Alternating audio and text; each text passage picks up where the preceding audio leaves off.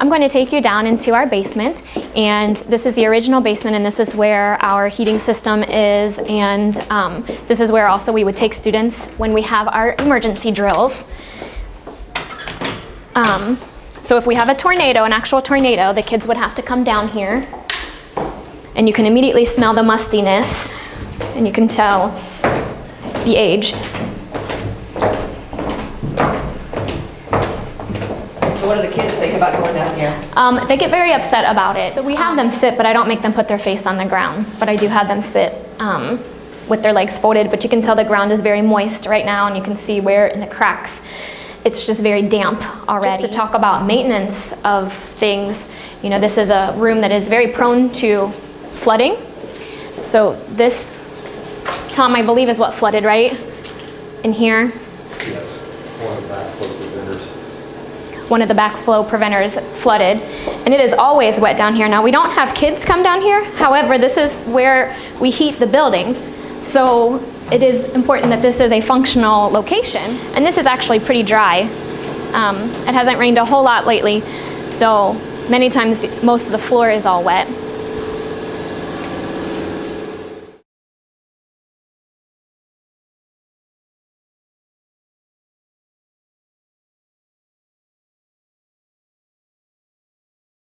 Yes, when you're deciding whether or not you want space for storage or space for kids, I've decided that the kids win. The kids get the space. And so we took a lot of our storage areas and we're making them into spaces for them.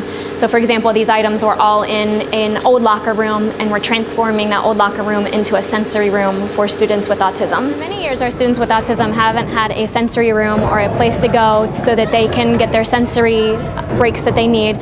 So right now we're in the process of creating one out of an old locker room. So if a child is feeling stressed or feel like they need a break, they're going to have to walk through the gym and walk through what's going on in the gym, which is very busy and sometimes loud.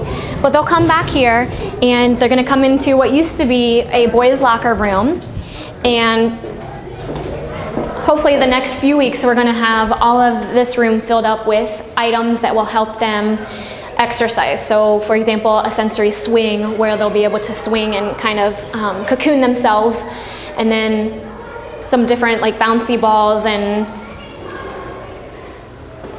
we'll have a dark room over here where we're going to paint it navy blue and put some stars up on the ceiling where they can kind of come and just relax a little bit.